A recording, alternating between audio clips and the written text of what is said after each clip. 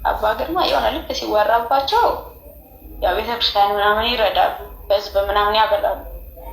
እሱ ደግሞ ምን አይነት ባህሪ ያለው ልክ የሆነ ነገር እንደዚህ ሲደረግበት ይኸው ደብተራ ተልኮብኝ ይኸው እንዲህ ግደል ያለ መንፈስ ተልኮብኝ ምናምን ብሎ ይልና ይወድቃል እና ተቀርጾ ምናምን እንደዚህ ይለቃል። እኔ 99% እኔ አሁን ከምስነግርህ ይገባል እርግጠኛ ሆኜ የማወራው ነገር አባ ግርማ ላይ ለተለፈው ነገር ውሸት እንደሆነ ባህሪው ማለት ነው። ከባህሪው እንደዛ ነው፣ የሆነ አቴንሽን ስለሚፈልግ ማለት ነው። ከዛ የዛን ሰዓት እንትን አሉ፣ በንጋታው እንደዚህ ብሎ አወጣባ፣ በዛ እንትን አሉ ማለት ነው። ከዛ እነሱ እዛ ሲከፍቱ ጊዜ እዚህ ሰውም እኛም እንትን አይደለን ማለት እኔም ጻድቅ አይደለሁም። ግን እንግዲህ ይህን የድምፅ ልውውጥ እንደሰማችሁት አቶ ቢንያም ሽታዬና አንዲት የመምህር ተስፋዬ አበራ ተማሪ ሆነች። በኋላም የመጣችበትን መንገድ እዛ ላይ ትገልጻለች። ከጠንቋይ ቤተሰቦች እንደተገኘችና እንደመጣች ከእሱ ጋር ከተዋወቀች በኋላ ንስሐ ገብታ ለቅዱስ ቁርባን እንደበቃች እህቶቿም አሁን ቆራቢ እንደሆኑ ደጋግማ ትናገራለች። ያው ሙሉ ንግግሩ ከ1 ሰዓት ተኩል በላይ ይሆናል። መስማት የሚፈልግ ገብቶ መስማት ይችላል። ግን ምንም ቁም ነገር የለውም በውስጡ ከሐሜትና ከክርክር ከጥላቻ ውጪ። ስለዚህ እኔ አሁን ማተኮር የፈለግኩት በተደጋጋሚ ብዙ ጊዜ እነሱ ሁለቱ ንግግር ላይ ብቻ ሳይሆን እዚህ በቲክቶክ መንደር ላይ ላይቭ አንዳንድ ሰዎች ተገናኝተው ሲወያዩ እኔ ቅዱስ ቁርባን ተቀብያለሁ ቆራቢ ነኝ ይላሉ። ግን መልሰው እዛው ላይ ሲጣሉ ሲከራከሩ ጥላቻን ሲዘሩ ሐሜት ሲያሙ እንሰማለን። ስለዚህ ምንድነው የቅዱስ ቁርባንን ጥቅም እና ወይ ደግሞ ቅዱስ ቁርባን ሲወስዱ መደረግ ያለበትን ነገር በትክክል የተረዱ አይመስለኝም። እዛ ላይ የምናያቸው ክርክር፣ ጸብ፣ ጥላቻ፣ አድመኝነት እነዚህ ነፍስ ከማጥፋት ነፍስ ከመግደል የሚተናነሱ ኃጢአቶች አይደሉም። እዚህ መጽሐፍ ቅዱስ ላይ እኮ በማቴዎስ ወንጌል ምዕራፍ 5 ቁጥር 20 ላይ ቁጥር 24 ላይ መባህን እንኳን ስታስገባ መጀመሪያ መባህን አስቀምጠ ወንድምህን ታርቀ ይቅርታ ብለ ና ነው የሚለው። ከዛ መባህን አስገባ ነው የሚለው እና ቅዱስ ቁርባንም ለመቀበል ስንሄድ መጀመሪያ የምናደርጋቸው ነገሮች እኮ ንስሐ ገብተን የተጣላነውን ታርቀን ቂም በቀል ካለብን ቂም በቀላችንን ጥለን ነው ለንስሐ ለቅዱስ ቁርባን የምንበቃው። ቅዱስ ቁርባንም በምንቀበልበት ጊዜ እኮ ቀርመን የሳምንትም ይሁን የዕለትም ኃጢአት ካለብን ያን በንስሐ አባታችን ተናዘን፣ ጥላቻ ካለብን ያ ጥላቻችንን አስወግደን፣ ጸብ ክርክር ካለብን ክስ ካለብን ያን ሁሉ ነገር ትተን መተን ነው አይደል እንደ ቅዱስ ቁርባን መቀበል ያለብን። ግን 1 ሰዓት ተኩል እያሙ 1 ሰዓት ተኩል የጥላቻ ንግግር እየተናገሩ 1 ሰዓት ተኩል ሙሉ የተለያየ ነገር እያወሩ ሐሜት የሆነ ነገር፣ ጥላቻ የሆነ ነገር፣ ስም ማጥፋት የሆነ ነገር፣ ብቻ የተለያየ ነገር እያወሩ ቅዱስ ቁርባን እቀበላለሁ ማለት ምንድነው? ልምምዱስ ምንድነው? ይሄ ልምምዱስ ምንድነው? የሰው ስም እያነሱ በቦታ የሌለ ሰው እያነሱ ሌሎችንም ሰዎች እያነሱ እነከሌ እያሉ ሐሜት እነከሌ እያሉ ጥላቻ። እንዴ ወንድሙን የሚጠላ እኮ ነፍሰ ገዳይ ነው የሚለው እዚህ አንደኛ ዮሐንስ መልእክት ምዕራፍ 3 ቁጥር 15 ላይ ወንድሙን የሚጠላ ነፍሰ ገዳይ ነው የሚለው። ስለዚህ ወንድምን እየጠሉ ነፍስ እያጠፉ ቅዱስ ቁርባን እቀበላለሁ ማለት ምንድነው? እንደው ይህን መልእክት ብታደርሱልኝና በዚህ መልእክት ላይ መልስ ቢሰጡበት። እንዴ እነዚህ ክርክር፣ ጥላቻ፣ ቅናት፣ ቁጣ፣ አድመኝነት፣ ሐሜት፣ ማሾክሾክ፣ ተንኮል፣ ክፉ ጠባዮች እኮ ኃጢአቶች ናቸው። በዚህ በገላትያ ምዕራፍ 5 ቁጥር 20 ላይ፣ በሮሜ መልእክት ምዕራፍ 1 ቁጥር 20 ላይ፣ ሁለተኛ ወደ ቆሮንቶስ ሰዎች ምዕራፍ 12 ቁጥር 20 ላይ ተጽፎ እናገኛቸዋለን። ሐሰተኛ አጥማቂ ከሆኑ እኮ እሱን የሚመለከተው ባለቤት አለው። ራሱ ፈጣሪያችን አምላካችን መድኃኒታችን ኢየሱስ ክርስቶስ ሐዋርያቱ ደቀ መዛሙርቶቹ አብረውት እየሄዱ አንድ በኢየሱስ ክርስቶስ ስም ርኩሳን መናፍስትን የሚያወጣ ሰው አግኝተው እንከልክለው ብለው ጠየቁት። በአንተ ስም ርኩሳን መናፍስትን እያወጣ ነው እንከልክለው ብለው ሲጠይቁት አይ አትከልክሉት፣ በእኔ ስም መጽሐፍ ቅዱሱን ላንብብላችሁ። ዮሐንስ ነው የሚጠይቀው። ዮሐንስ መልሶ መምህር ሆይ አንድ ሰው በስምህ አጋንንት ሲያወጣ አየነው፣ ስለማይከተለን ከለከል ነው አለው። ኢየሱስ ግን አለ በስሜ ተአምር ሰርቶ ቶሎ በእኔ ላይ ክፉ መናገር የሚችል ማንም የለምና አትከልክሉት አላቸው። የማርቆስ ወንጌል ምዕራፍ 9 ቁጥር 38 እስከ 39 እና የሉቃስ ወንጌል ምዕራፍ 9 ቁጥር 49 እስከ 50 ድረስ አንብቡት። እርሱም ለምንድን ነው አላቸው። ኢየሱስም ግን አለ የማይቃወማችሁ ከእናንተ ጋር ነውና አትከልክሉት አላቸው። የማይቃወማችሁ ከእናንተ ጋር ነውና አትከልክሉት አላቸው። ስለዚህ እሱ ራሱ ነው ይህን ትእዛዝ ያስተላለፈው። በስም አጋንንት እያወጣ ነው እንከልክለው ሲሉት አትከልክሏቸው ነው ያለው። ስለዚህ ከሱ ትእዛዝ ውጭ እኛ የምንወጣበት መንገድ የለም። ሁለተኛ እርኩሳን መናፍስት ያለበት ሰው ማንም ተነስቶ ጸጋ የሌለው ሰው ተነስቶ አጠምቃለሁ ቢል በዚህ በሐዋርያት ሥራ ምዕራፍ 19 ቁጥር 11 ጀምሮ ያለውን ታሪክ እንደምናነበው የአስቆሮቱ የካህኑ ልጆችን ሰባቱን እኮ እናንተ እነማን ናችሁ? ኢየሱስን አውቀዋለሁ ጳውሎስንም አውቀዋለሁ እናንተ ማን ናችሁ ብሎ እኮ ደበደባቸው፣ አቆሰላቸው ይላል። ስለዚህ እርኩሳን መናፍስትም እኮ ስልጣን ላልተሰጣቸው ሰዎች ላይታዘዝላቸው ይችላል። ከዛም አልፈው ደግሞ ቢሰሩ መጨረሻ ላይ እኔ አላቃችሁም፣ በስም አጋንንት አወጣ ትላላችሁ፣ በስም ትንቢት ተናገርን ትላላችሁ፣ እኔ ግን ከየት እንደሆናችሁ አላቋችሁም ብሎ እኮ የራሱን ፍርድ የሚሰጥ አምላክ አለ። ስለዚህ የኛ ስራ አይደለም። የኛ ስራ ከወንድማችን ጋር በፍቅር የመኖር ሰማሁ ሲያሳድዱን ከነበሩ ወገኖች አንዱ ስለ መናፍስት ጉዳት መማር አለብን ሲል ሰማሁኝ። በጣም ገርሞኛል። ለጊዜው ነው ለጊዜው ይሆን ይህንን የተናገረው እያልኩ ማመንም ተስኖኛል። ምክንያቱም ጠቅላላ ህዝቡ በመናፍስት መጎዳቱን ማመን ተስኖት የዛሬውን የዘመን የውድቀት ትውልድ አፍርተን እያየ ሰው ከህሊናው ጋር እንደማይኖር ማረጋገጫ እየሰጠን እኛኑ ሲያሳድዱን፣ እኛኑ ሲያባርሩን፣ እኛኑ ሲከሱን፣ እኛኑ ሐሰት ውንጀላ እና የጠንቋይነት መንፈስ ሲሰጡንና በየተቋማቸውና በየቤተ ክርስቲያኑ ሲሰብኩን የምንሰማው ነገር በእውነት የተወለድንበት ጀርባ ከጠላት ጋር የተያያዘ መሆኑን ከመዘንጋት ጋር የመጣ ውጤት ነው። በሌላ በኩል ደግሞ ክፉዎች ነን። የጥላቻ ወንበር እና ዕውቀት ስለያዝን ያንን ለማንጸባረቅ ስለምንቸኩል ፍቅር አይታይብንም። ፍቅራችንን በመንፈስ ተነጥቀናል። ዕውቀት አለን ግን እምነት የለንም።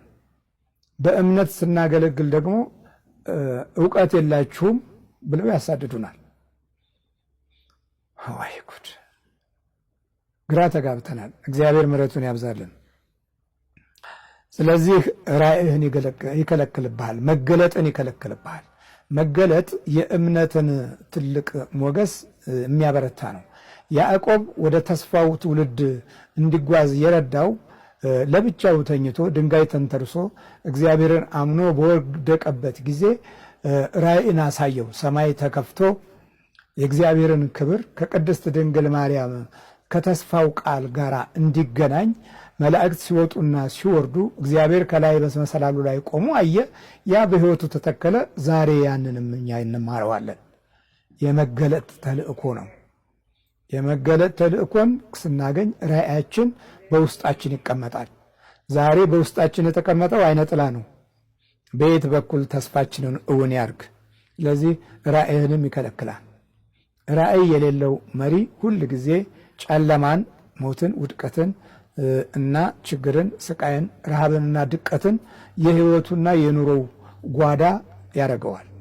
የህሊናውና የልቦናው መስፈርት ይሆናል። የእነዚህ ሁሉ እዛ ውስጥ የሚቀመጡ የጉስቁልና ማህደሮች ሆነው ሲገለጡ ደግሞ በትውልድ ላይ አበሳ ነው የሚሆነው። ሰባተኛ እድልን ይዘጋል።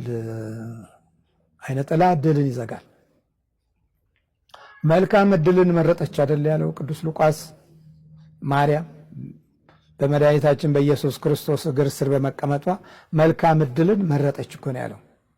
መልካም እድል እግዚአብሔርን ቃል ትሰማ ስለነበረ መልካም እድል ነበራት። የእግዚአብሔርን ቃል ስለማንሰማ አስተማሪዎች ነን እንጂ አንሰማም፣ ምንሰማ አይደለንም። እግዚአብሔር ለአስተማሪዎችም ይናገራል፣ ለአባቶችም ይናገራል፣ ለእህቶችም ይናገራል፣ ለትልልቆችም ይናገራል፣ ግን አንሰማም። እኛ እንናገር የምንል ስለሆነ በውስጣችን የሚያድር ኃይል የለም። የሚያድረው ጠላት ነው። ያ የጠላት ኃይል በሚገለጥበት ጊዜ ውድቀትን እንድናንጸባርቅ ግድ ይሆናል። ምኞታችን ሌላ፣ የሚሆነው ሌላ። ምክንያቱም በውስጣችን ተስፋችን መክኗል። ተስፋህን ያመክናል፣ ማስተዋልህንም ያሳጣል፣ ራእይህንም ያጨልማል፣ እድልህንም ይይዛል። እድል የተያዘበት ትውልድ ዛሬ ምንድን ነው ታዲያ? ተምረናል አይደል? እድላችን ተይዟል። እንነግዳለን እንላለን፣ እድላችን ተይዟል፣ አናተርፍም። ሁሉ ቦታ ላይ መጀመር ነው። ስንት ጊዜ፣ ስንት ስራ፣ ስንት የእውቀት ቦታ፣ ስንት ወንበር፣ ስንት የስልጣን ስፍራ ቀይራችኋል። ባትቀይሩም ተይዟል፣ ቀይራችሁም ተይዟል። እንዳትቀይርም ተይዛል፣ የቀየርከውም ተይዛል። በሩጫ መካከል ያለው ውድቀት ታላቅ ነው። ለብቻ ቁጭ ብለህ እንድትቆዘምና በድልህ እያማረርክ እንድትኖር የመናፍስቱ ገዥነት የውስጥ ሚስጥርህን ተቆጣጥሮታል። እግዚአብሔር ምሕረቱን ያብዛልን። እድልህንም ይዘጋል። ትማራለህ፣ ወደምትፈልገው ግብ አትደርስም። ትሮጣለህ፣ በሩጫ ውስጥ በረከት ተካፋይ አይደለም። ስምንተኛ ችግርን ከነክፋቱ፣ ቅናትን፣ ምቀኝነትን እንደ የህይወት ስቃይ ያለማምድሃል። ዝም ብለህ ምቀኛ ትሆናለህ። ምክንያቱም እድልህ ተይዟል፣ ራእይ ተይዟል፣ ተስፋህ ተይዟል፣ ማስተዋልህ ተይዟል፣ እምነትህ ተይዟል፣ የህይወት ሞገስህ ተይዟል፣ ክብርህ ተይዟል። ስለዚህ ምንድነው የሚያደርግህ? ምቀኛ ነው። ምንም ስለሌለህ ባለው ላይ ትመቀኛለህ። ምንም የለህማ። የሚኖርህ ቁሳዊ ነገሮች ናቸው። በነዛ ቁሳዊ ነገሮችም በውስጥህ የእግዚአብሔር ኃይልና ጥበብ ከሌለ፣ ሞገሱና ጸጋው፣ ክብሩና ተስፋው፣ ራእዩና እምነቱ ከሌለ እንደሌለ አትቆጥርም። ስለዚህ ያለህን ትተህ ሌላው ላይ ያለውን ነው የምታየው። ያለህን ጫማ ትተህ የሌሎችን ጫማ ታያለህ። ያለህን ካልሲ ትተህ የሌላውን ካልሲ ታያለህ። ያለህን መኪና ትተህ የሌላውን መኪና ታያለህ። ያለህን ከብትና እንስሳ፣ ኑሮ፣ ዕቃ ትተህ የሌላውን ዕቃ ትቆጥራለህ። ውስጥህ ምቀኝነትን ያለማመድሃል። ስለዚህ አይነ ጥላ፣ ሌላው ስቃዩ፣ ችግርን፣ ክፋትን፣ ተንኮልን ያለማመድሃል። በችግር ውስጥ ምቀኛ ትሆናለህ። መስራት ስትችል እየሰራ አይባረክልህም። ስለዚህ ሌላው ሰርቶ ያገኘው ላይ ጠላት ትሆናለህ እና የጋራ ድህነትና ጉስቁልናን ለመያዝ መተት ታስመትታለህ። በዓይንህ ቡዳ ሆነ ትበላለህ። ቋንቋህ ምቀኛ ሆኖ ሌላው ልብ ውስጥ ያድራል። ንግግርህ ክፋትና ተንኮልን አሳድሮ እንቅፋትን ዘርተህ እንቅፋትን እስክታጭድ ድረስ ለትውልድህ ሞት ታስቀምጣለህ፣ ስቃይንም ታበጃለህ። እንዲህ ነው አየህ፣ አይነ ጥላ የሚሰራ ይሄን ያለ ረጅም መንገድ አለው። እስቲ አይነ ጥላ የያዛቸውን ሰዎች እየተከታተላችሁ ቪዲዮዎችን ተመልከቱ፣ ምን አይነት ውድቀት ውስጥ እንደከተታቸው። አንተ ምንም የለብኝም ትላለህ። አዎ ምንም እንደሌለብህ ሆኖ ተቀምጧል። ግን በእርግጠኝነት ምነግርህ አለብህ። እኔም ደህና ሰው አጥቼ ነው እንጂ አለብኝ። ደህና ሆነህ ከመጣህ እቀበልሃለሁ። ና አግዘኝና አስወጣልኝ እልሃለሁ። ና አርዳኝ እልሃለሁ። በጸጋው እየተከላከልኩ ነው እንጂ የለብኝም ማለት አልችልም። ጠላት አለብኝ። ወደ ኋላ ረጅም ዘመናት የኖሩት አያቶቼ፣ ቅድመ አያቶቼ ምን እንደሰሩ አላውቅም። ግን በጥንቃቄ በመመለከትና በመገነዘብበት ጊዜ አንዳንዶቹ ለግርማ ሞገስ አብሾ ወስደዋል። አንዳንዶቹ ለእውቀትና ለጥበብ አብሾ ወስደዋል። አንዳንዶቹ ይህንን ተቃውመው በመንፈሳዊ ድል አሸንፈው መንፈሳዊ ተስፋን እኔ እስካለሁበት ጊዜ ድረስ አድርሰዋል። እግዚአብሔር ስሙ የተመሰገነ ይሁን። እኔ ያስኩት ይህንን የመናፍስቱን ትግል ከታገሉት አባቶች በኩል ያለውን የመረጥኩት። ይህንን የመረጥኩት በሰው ሕይወት ውስጥ ጠላትነት ያስቀመጠውን ክፉ ጠላት ማስወጣት የተደበቀውን ማውጣትን ነው የመረጥኩት። እናንተ ደግሞ ወይ ማስገባቱን ወይም የገባው እንዲቀመጥ ያለውን የመረጣችሁት። የገባው ይቀመጥ ያልገባውም ይግባ የታሰረው ይታሰር የሚል ሐሳብና ምኞት ያለን ይመስለናል። ምክንያቱም ክብራችን ጠፍቷል፣ ክብራችን ጎሎናል። የእግዚአብሔር ክብር፣ የእምነት ክብር፣ የሞገስ ክብር፣ የጸጋው ክብር ጎሎናል። 9ኛ መልካም ምኞትን ያርቅብሃል። መልካም ምኞትን አትመኝም። በክርስቲያናዊ ሕይወት ውስጥ ትልቁ መልካም ምኞት ነው። በመልካም ምኞት ውስጥ የሚመጡ ቡራኬዎች ትውልድን ተሻግረው ያሻግራሉ። የትውልድ የሕይወት ታሪክ ቁመና ላይ ይቆማሉ። መንፈሳዊ አምባን አርቀው የማሳየት አቅም አላቸው።